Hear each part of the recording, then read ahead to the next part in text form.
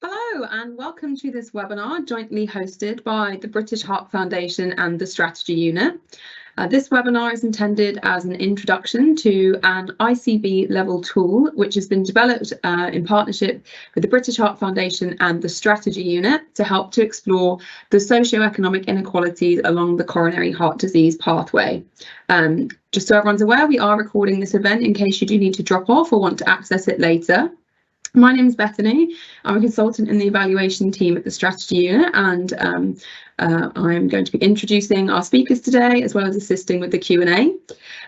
Today's presenters, we have Naomi Hertz, who is Head of Health Analytics at the British Heart Foundation, Stephen Wyatt, who is Head of Research and Policy at the Strategy Unit, and Jacqueline Grout, who is a Senior Healthcare Analyst also at the Strategy Unit. We're also pleased to have Emily Taylor joining us from West Yorkshire ICB, who has kindly agreed that we can use them as an illustrative example as part of the presentation. So in the next hour or so, we plan to demonstrate the tool, outline some of the findings, and then we'll be talking through a specific example of how you could use the tool. And then we'll follow up that with the Q&A session. In case you haven't accessed a Teams live event before, the Q&A button should be on the right-hand side of your screen. It won't appear straight away in the Q&A because I have to publish it first, but then one of the team or other attendees will be able to reply to those questions. And the Q&A session will be at the end where we'll run through all of the questions that have been posted. We'd also appreciate if you would use the Q&A to announce who you are, so then we will know who is joining us. So I'm just going to hand to Jack, and she is going to begin by playing a short video for us.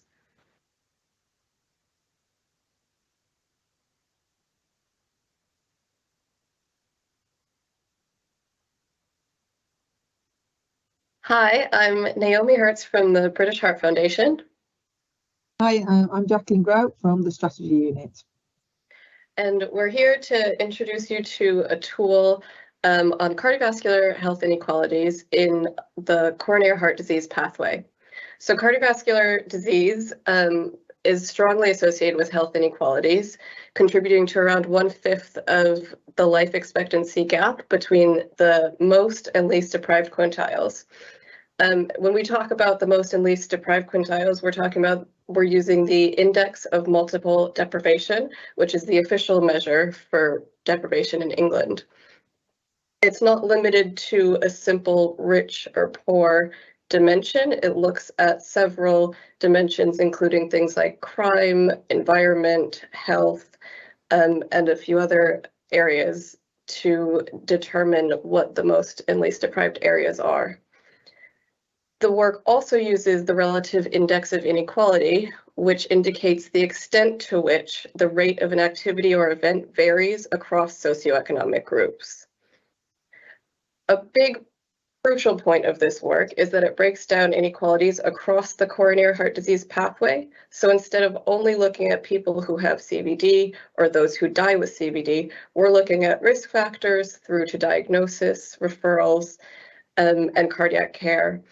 To better understand exactly where these inequalities are happening.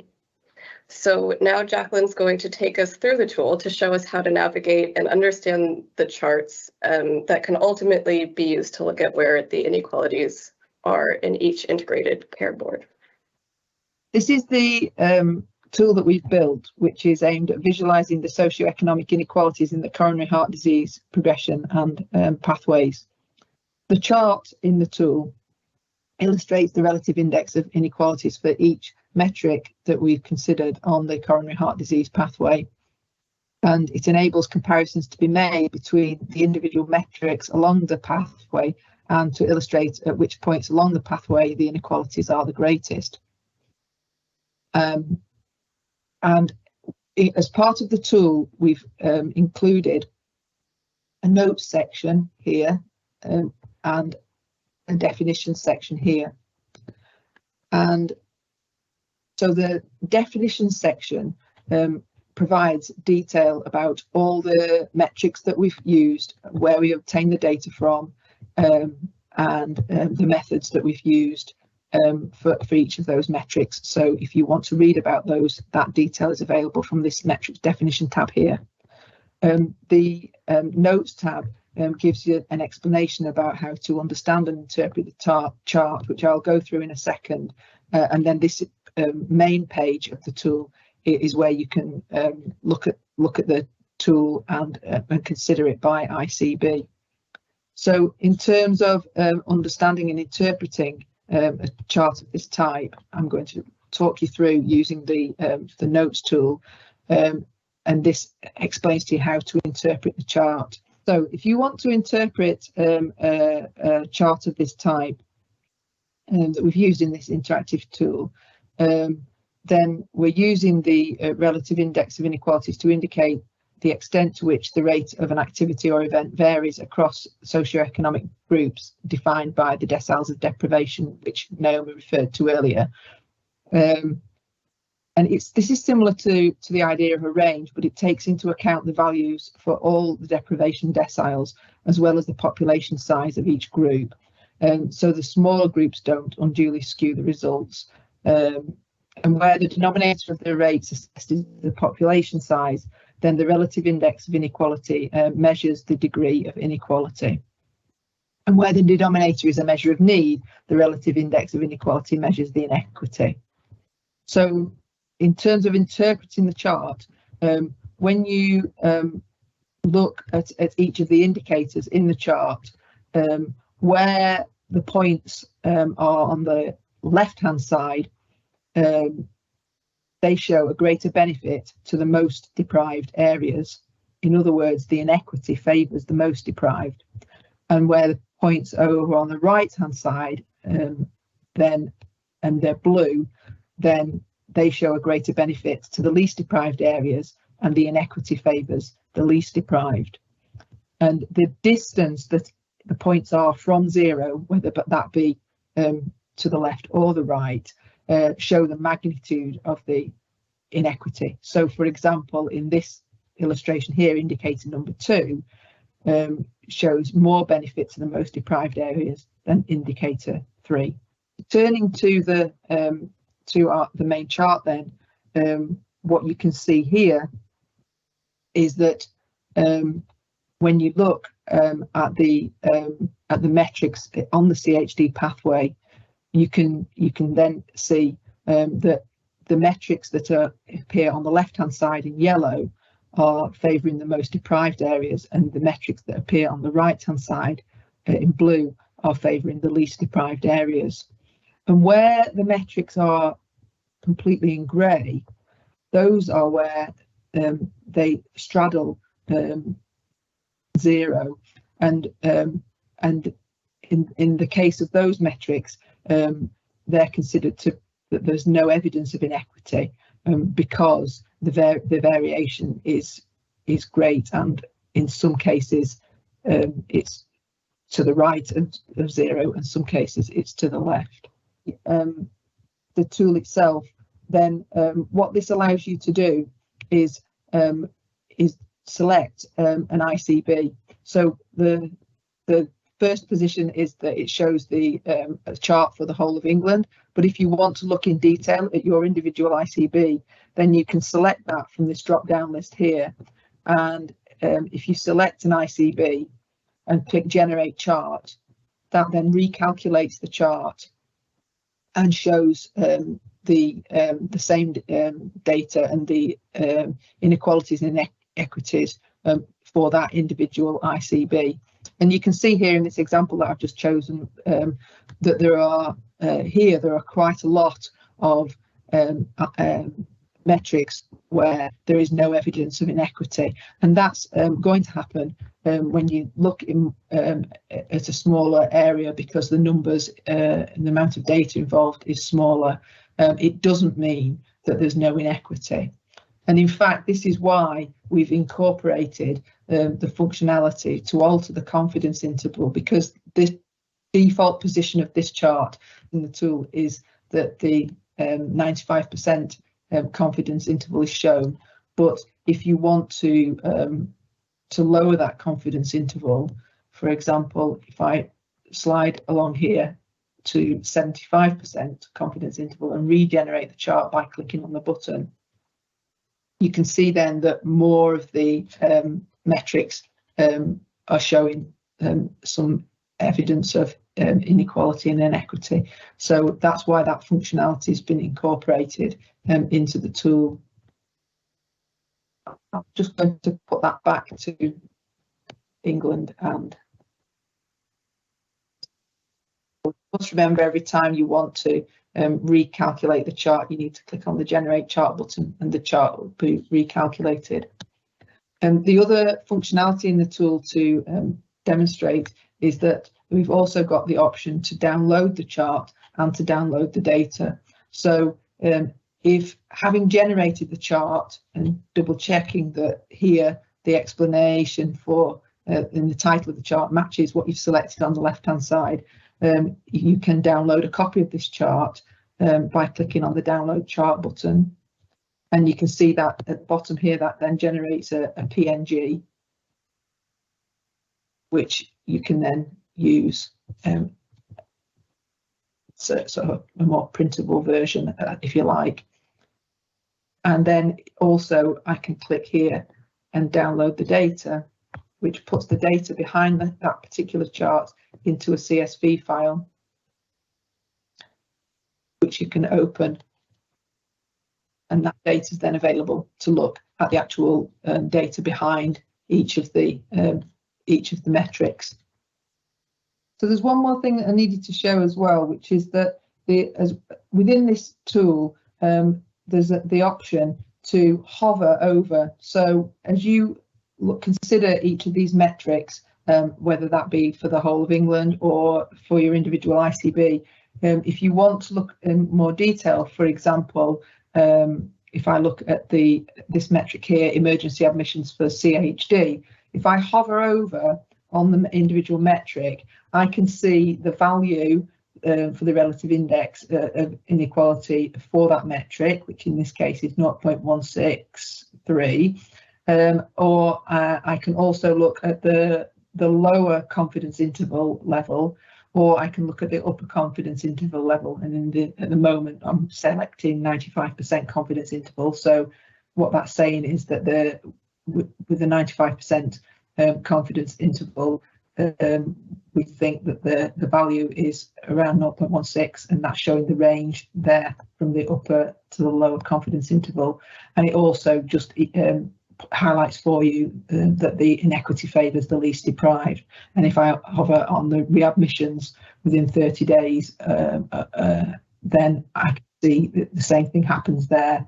I can see the data for the value, the lower and upper confidence intervals, and that the inequity favours the most deprived area. So that's just another way to help you more easily interpret the chart. So as you can see, while some of the analysis is complex, we hope that the chart is easy to use and has some notes to guide you along the way. We want this tool to be used by analysts in conjunction with the context of each ICB area to better understand why there are health inequalities along the coronary heart disease pathway and how to address them. So we hope it's used to inform ICBs where in the pathway to funnel resources and reduce inequalities of CVD over time. Our next steps are going to be to do similar analysis, but looking along the pathway from the perspective of ethnicity, which presents some methodological challenges, and we're working with the Race and Health Observatory to explore these ideas. Thank you very much for your time, and let us know if you have any questions. Thank you.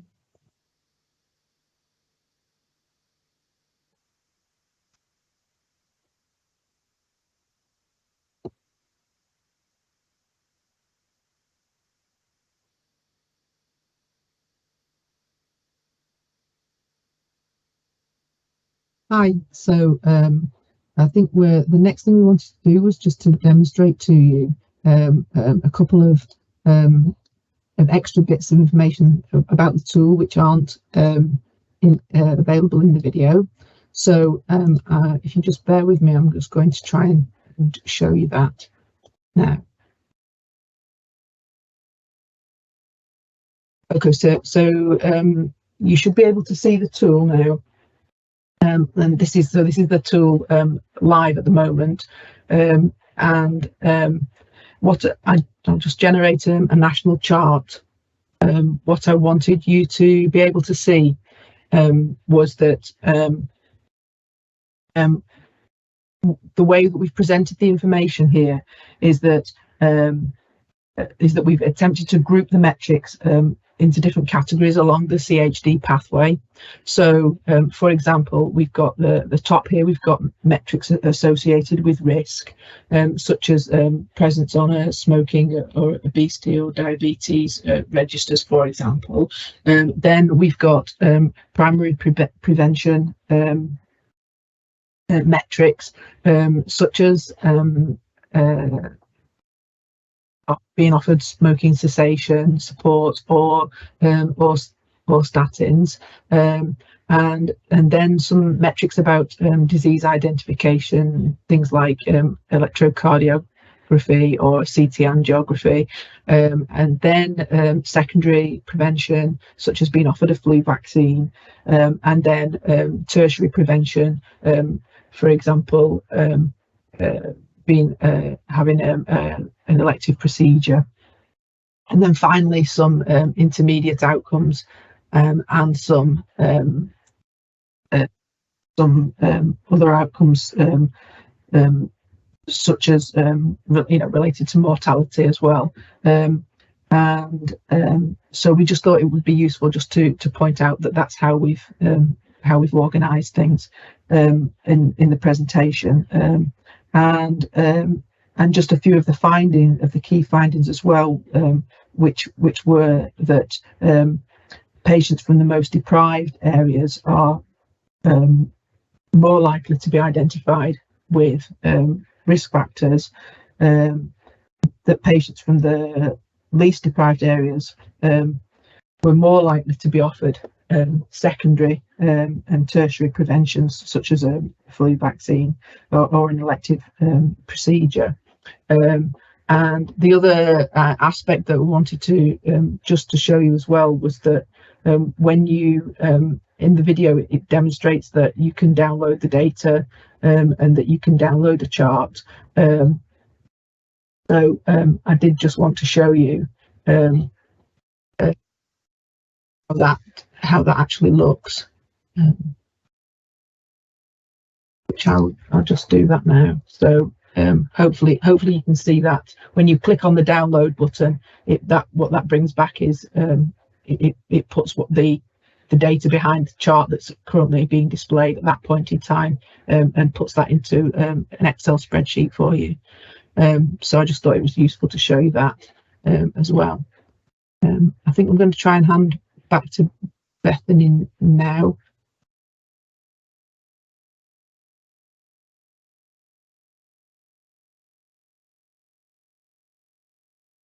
Okay, so I'm really sorry that doesn't seem to be working. So I think the next thing we wanted to do was that Stephen was going to talk a little more, and I'm going to share the. I'll just put Stephen on for you to see Stephen whilst he can start talking, and then I'll just reshare the tool so that can accompany what Stephen wants to talk to you about.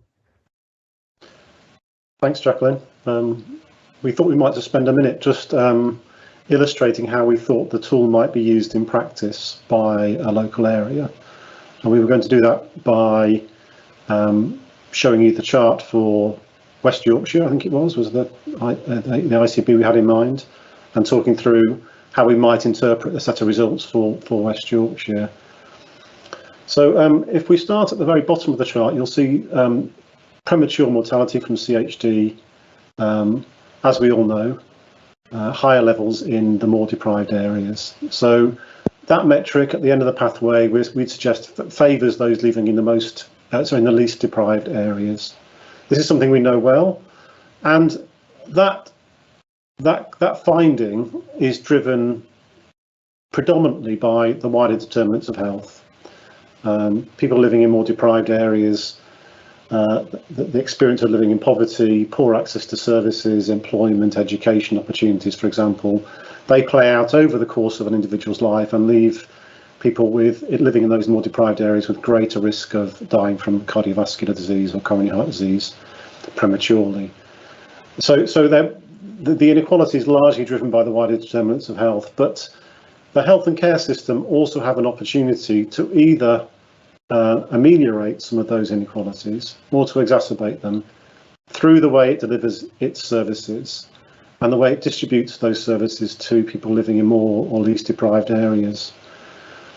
And I suppose the overall view of the chart that I would take is that predominantly in West Yorkshire there are more blue dots than yellow dots on this chart, suggesting that most of the interventions that West Yorkshire health system is offering its patients exacerbate rather than ameliorate health inequalities with regard to CHD outcomes in that area.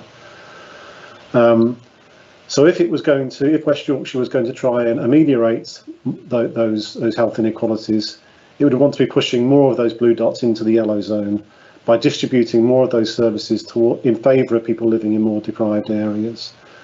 And maybe I'll just take a couple of examples here. So we see, for example, that people living in more deprived areas are less likely, if they have CHD, to be put on the CHD register.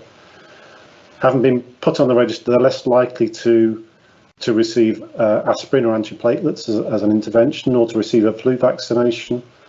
They're also less likely to have an elective PCI if they need one. So there are specific points on the pathway where if West Yorkshire wanted to impact on inequalities in the bottom of the table, in the bottom of the chart, in terms of outcomes for CHD, it could do that by skewing resources more in favour of people living in the more deprived areas, and at the moment it's doing the opposite. And that's not true everywhere. If you look at the smoke cessation metric, for example, West Yorkshire is already succeeding in skewing those services more at people living in deprived areas. So it does seem as if it's possible, but there are other areas where West Yorkshire could work to, in terms of its distribution of services, to ameliorate health inequalities along the CHD pathway. So that's kind of the way we were hoping people might use the tool, to get an idea of which points on the pathway they might want to intervene, to redistribute their services to try and offset some of the inequalities at the end of the pathway.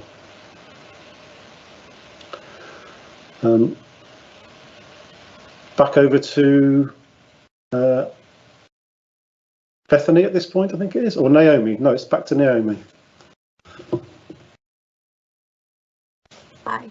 Yes, so thanks, Stephen. I think that's a really good example of how we can look across the entire pathway, and really the importance of, we tend to know that things on the prevention side are smoking and obesity and other risk factors are higher in the most deprived areas, and death rates are higher in the most deprived areas for premature mortality.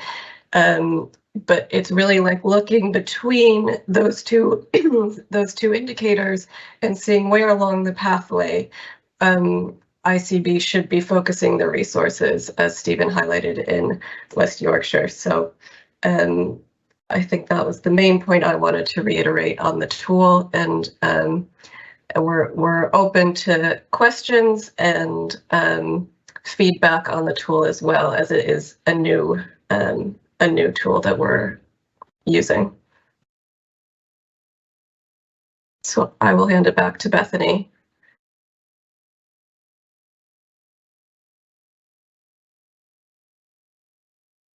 Lovely, thanks all. I believe we are moving into questions now. Are we happy to run through some questions, Jack?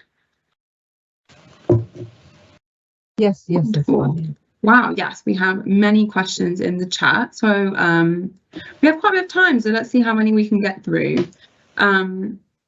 We had some questions around whether the tool can be used at a sub-ICB level, and whether it could be used for more local areas or comparisons with neighbouring areas. Shall I pick that one up? So as it stands, the tool reports results at a national level and at an ICB level.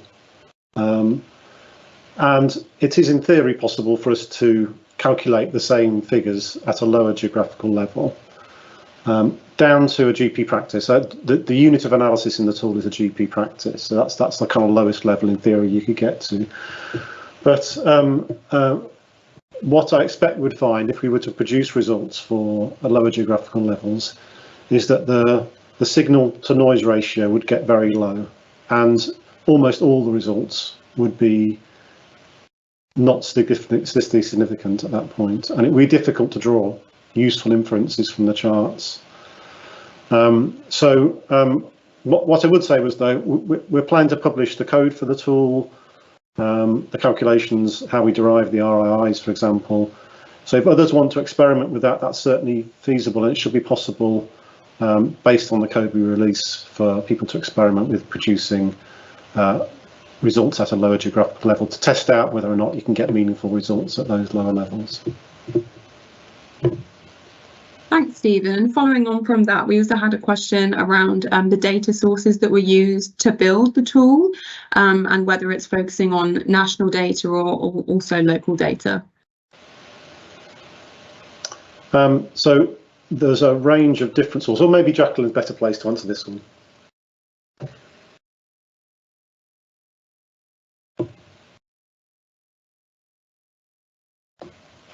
Oh, yeah. The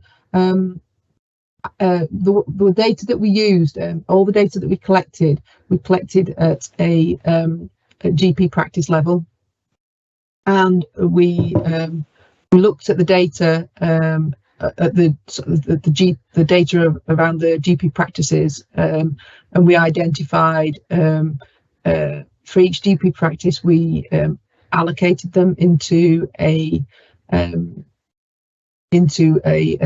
deprivation decile, and then we aggregated up the data from GP practice level into the ICBs. Hopefully that answers the question. That's great, thanks, Jack. And there's also some further questions about how the data has been standardised, whether it's been standardised for age or sex or any other factors. I can pick that question up if that's useful.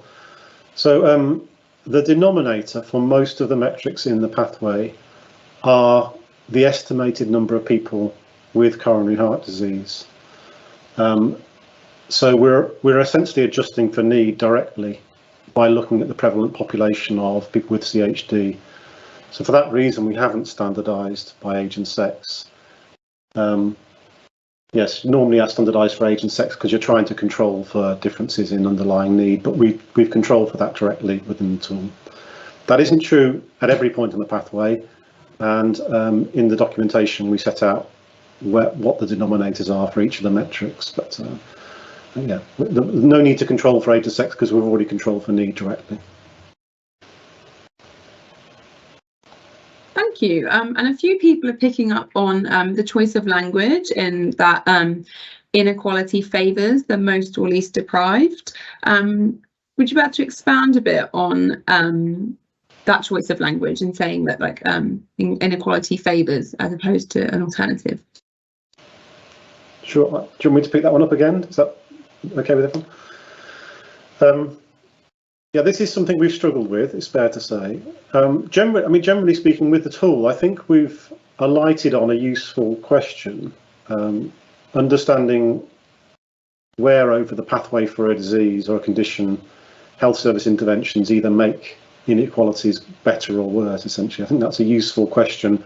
And we've spoken to various other people over the last few weeks who have been, wrestling with the same question and working out how best to organise data to illustrate or answer that question.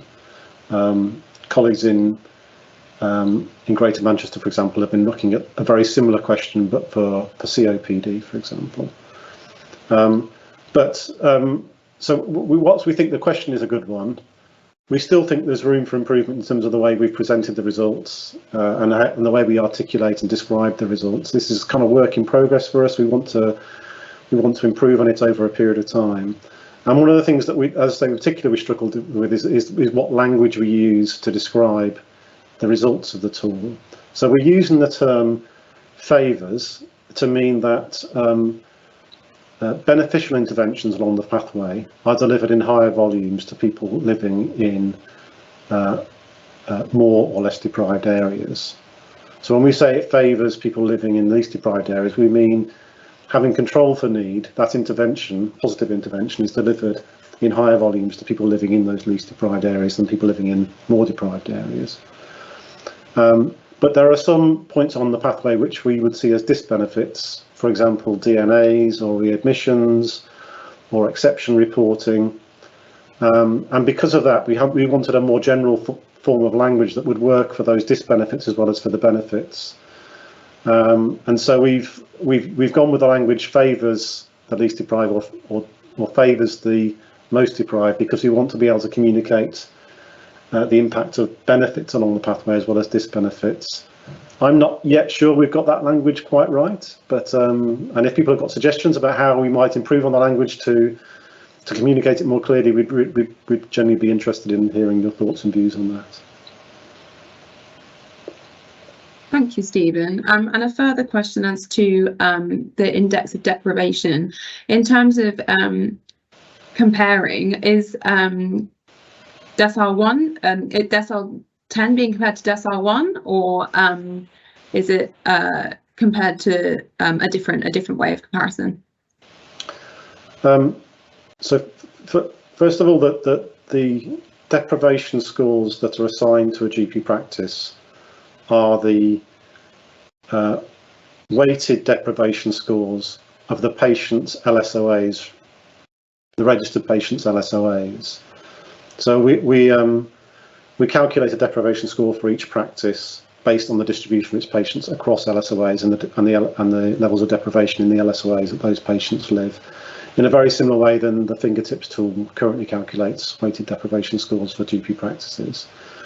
And then we assign GP practices to one of 10 deciles across from the most deprived 10% of practices to the most or the least deprived 10% of practices. And the RII measures the degree of inequality across those deciles altogether. So it takes account of the levels of a service or intervention in all 10 deciles when it calculates the RII. I will hold off describing in detail the calculation of the RII, because that will I probably won't do a good job of that on the fly. But we can give you references to that after the event if that's useful, and they're in the documentation as well. Thank you. And we had a few comments about if an ICB is seeing much smaller numbers for their area, largely showing no inequity, does that mean that they are effective, or should they be reducing the confidence interval? Do you want me, Jacqueline or Naomi, stop me if you want to pick up one of these, but I'll carry on until you tell me otherwise. If that's right. So if an ICB is seeing a set of results which show, for the large part, no evidence of inequality, so the points on the chart would be grey in that instance, then we're saying at that confidence level, we can't find evidence of inequality. That doesn't mean to say that the inequality isn't present, but there's no evidence of inequality at that confidence level. Now, if you're prepared to make decisions and judgments about the distribution of your services based on a lower confidence level, for example, you might want to say, I'm happy to take a decision based on an 80% confidence interval, i.e. there's a 10% chance we might get this wrong on the high side or the low side, then you can adjust the confidence level in the tool and return results, and that will make more results confident. You'll get more blue or yellow results at that lower level of confidence. But that's a judgment you need to make as a manager or a commissioner or someone who's managing the service. What level of confidence do you need to have in order to make decisions about redistributing your services across levels of deprivation? So we start with default 95%, but the tool will allow you to change that. That's your call as a user of the tool. Thank you. And does the team have plans to develop the tool further, or to explore other pathways? We've had a suggestion of developing a similar tool for specific cancer pathways. Who would like to answer that?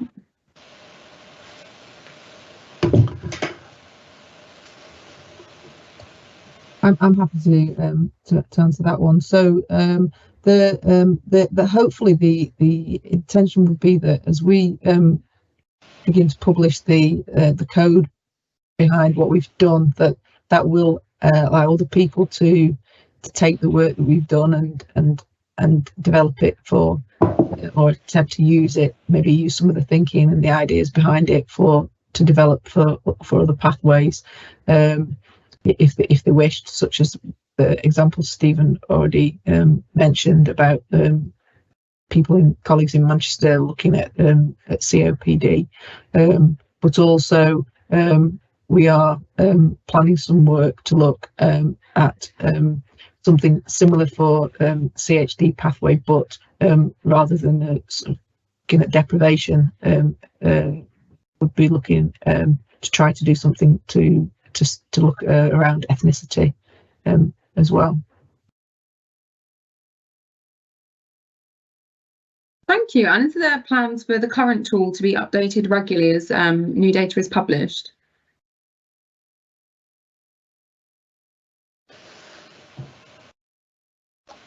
Do you want me to pick that one?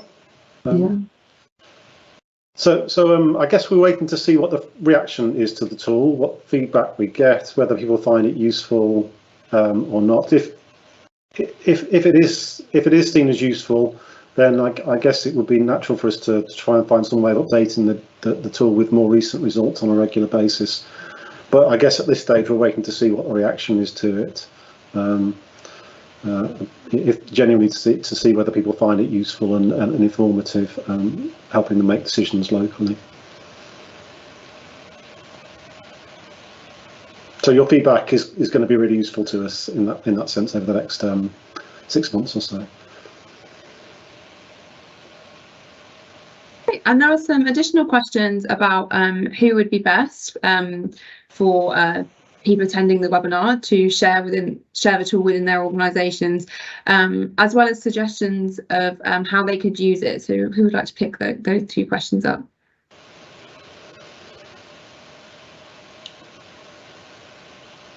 I can pick that up. So I think the best people to use this tool, the best people placed for this tool are going to be analysts and people involved in the data and helping with senior level decision making about allocating resources. What was the second part of that question? Further suggestions of how analysts could effectively use the tool. Yeah. So kind of using it in the way that Stephen demonstrated in West Yorkshire, looking across the pathway and thinking about how resources can be allocated differently, and comparing to who's doing it well versus like where it's less good in other areas. The tool can also be used for that. Did Stephen or Jacqueline, did you have anything you wanted to add? No. Thanks, Naomi. A more specific question here, but it might be interesting to a few. If someone could explain what exception reporting is in the case of the tool.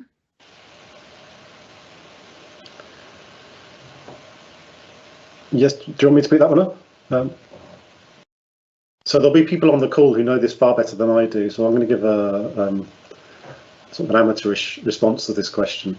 But within the Quality and Outcomes Framework, which is a national programme to financially incentivise GPs to deliver evidence-based interventions to people with specific conditions.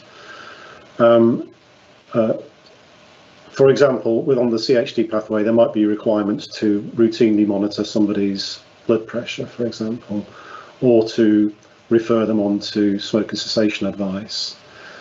There is an opportunity within the quality and outcomes framework for GPs to exception report certain patients if, for particular clinical reasons, those interventions wouldn't be appropriate, or if they've attempted to make contact with a patient a certain number of times, but the patient has refused to engage or has not responded to requests.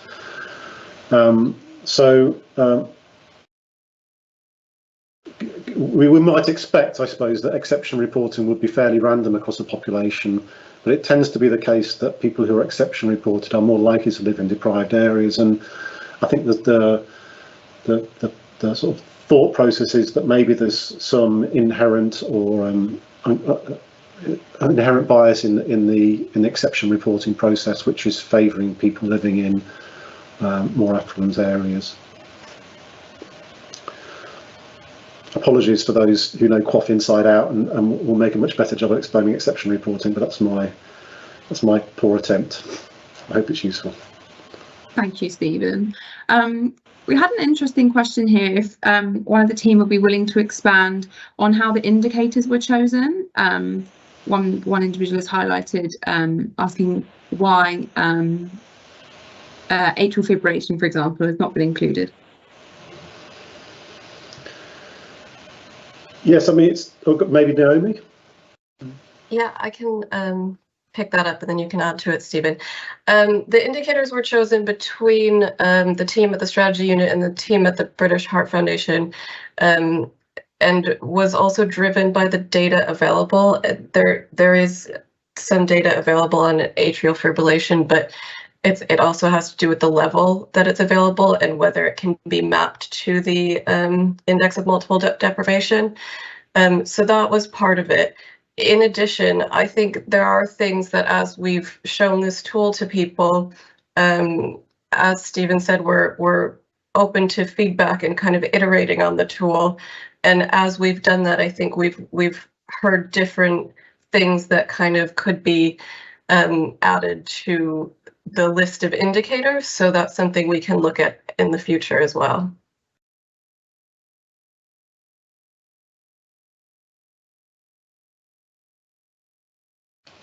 Thanks, Naomi. Jack, did you want to jump in with a response to that question?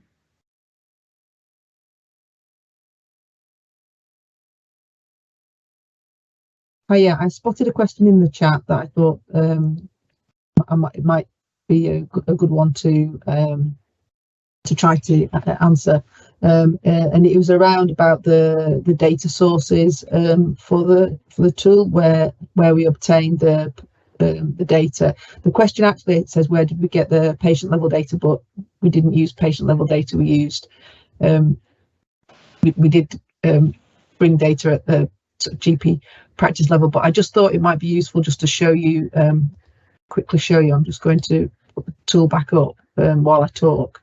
Okay, so if you have a look in these tabs at the top here, there's in the metric definitions here tab here, you can have a look and see where the data for each of the metrics has come from. So you can see here that the source for each metric. So we did use a lot of QOF data, but we also used data from HES, and as well as ONS death records, and the definitions and the selection criteria that we used are also explained here at the side. So I just thought that that might be useful for people to just draw people's attention in answer to I think it's Stuart that put that question on. Thanks, Jack. I just spotted another couple of linked questions here for the team. Whether there are any plans to collect any case studies on how the tool has been used in practice, or if there is a plan for an evidence review looking at what works to improve outcomes for CHD. Anyone would be interested in picking that question up? Can pick that up. So we don't have a formal plan to collect that. But if you do plan on using it, please do tell us and give us feedback, and we're happy to work with you on how to use it or how to interpret the data. So we don't have a formal plan at the moment, but would be very happy to do that sort of evaluation and ensure that the tool is being used and interpreted correctly, and also like see the impact it has further down the line. Thanks, Naomi. And Benjamin is asking, where will the code be released for the tool? I'm happy to answer that question. Yeah, so the intention is that we'll put the code on GitHub. So what I've been working on is trying to produce something which is sort of non-project specific, so that it's something that you could use to take your own sort of metrics and data and use the code that we make available, rather than just putting all the code for this particular project on Git. So fingers crossed. I think that in the next couple of days we'll have it public, the code for certainly for the first part of it, which would be the calculation of the RII, and then I'm going to add to that as I can do, as time allows. I'll add to that and put on the code for various different parts of the work, so that eventually it should be possible to use it for similar projects. Thanks, Jack. I think we've got time for a couple more. There's a question here from Tina. How have you factored in aspects such as echoes, which are financially incentivized and closely audited compared to other procedures, and therefore likely better recorded in HES than other procedures such as ECGs? I can respond to that if that's useful. So I would say those sort of information should feature in your interpretation of the results rather than in the presentation of them. So if you're aware of those contextual factors which might mean that some interventions are incentivized more heavily than others, then that's useful context to know how to intervene to address inequalities at that part of the pathway. But we haven't specifically incorporated that sort of information within the tool itself. I think it'd be difficult to do that. So I think that's for the users to, it's quite useful context for the users to bring in when they're trying to use and interpret the results from the tool. Thanks, Stephen. And this next question, I think, follows on from a response you gave earlier. But this person is asking about whether using data at the PCN level runs the risk of hiding some outliers. Just wanted to expand a little bit on that.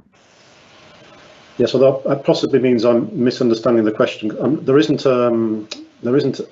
PCNs don't feature in the model at the moment. The unit of analysis is a GP practice, and the lowest level of aggregation is an ICB. So there's no PCN level reported in the tool at the moment. I might have misunderstood the question, but yes, we go straight from GP practice to ICB in the tool, and then to national level.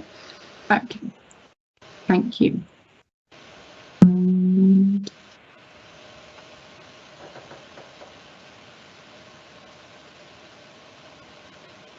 There's one thing that while Bethany sort of looks through the questions, there's something else that I thought I might just mention. I've just seen a few people have put notes in the chat saying about the link to the GitHub. So we'll put it on the strategy unit GitHub, and what I'll do is I will add a link to that into the tool itself, so that when you go to the tool, you'll be able to see a link to the GitHub to the code. I'll put it in the notes section of the tool. So if you keep an eye on the notes section, once it's live, you'll see a small change on that part of the tool where I'll put the link. Thanks, Jack. That's great.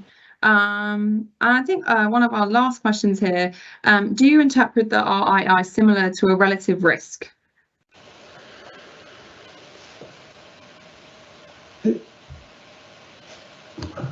So it's not dissimilar in that it's attempting to measure the differences in outcomes between groups, or the difference in the rate of an intervention between groups. But it is a different metric, and I'm going to suggest that we add somewhere in the documentation a really explicit description of what the RII is calculating, rather than me make a bad job of trying to do it on the fly here. That's all right. Have we already got that, perhaps, Jacqueline, or do we need to add that in? There is within the report, the accompanying report, there is there's quite a bit of explanation in there. So as well as the tool, there is a report. So in the tool, there's the section that I showed you where there's some notes and there's some metric definitions, but there's also a report as well.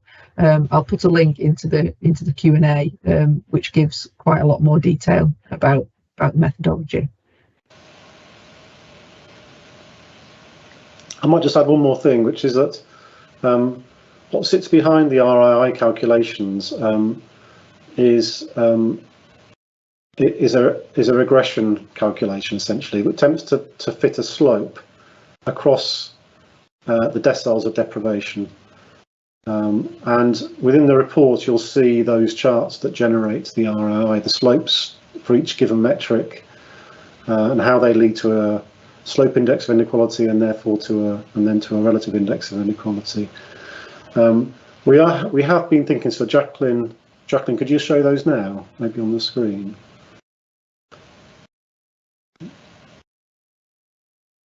So these are the individual metrics that make up the pathway, and the slopes either in favour of or away from people living in the more deprived areas. And we've been wondering about whether we might add some functionality into the tool so that people can access the underlying slope charts for any given metric to aid their interpretation of the results. That's something we've been thinking about, perhaps adding into the tool as a bit of additional functionality to help people get to grips with what the RII is really telling them about inequalities at that point in the pathway. Again, we'd be interested in feedback on whether people would find that useful. Thank you, Stephen. I think this may have to be our last question, but I thought it might be interesting with regards to looking ahead with use of the tool. But in terms of NICE guidance, are there any general trends for KPI improvements that are coming through at the moment? Gosh, that's a tricky question. I'd rather the opportunity to think about that and come back with a more considered answer, I think, than trying to answer it here. But I don't know, Naomi and Jacqueline, if any thoughts come to you about particular measurement issues on the metrics on the pathway that you might want to highlight. So generally speaking, as an analyst sort of working in the middle of a system, we kind of take the data we're given. The opportunities to influence the data collection don't normally come our way, so I don't normally think in those terms, but it's a really good question, and we should think about that and find some way of feeding back, having done the work. Thank you for the question.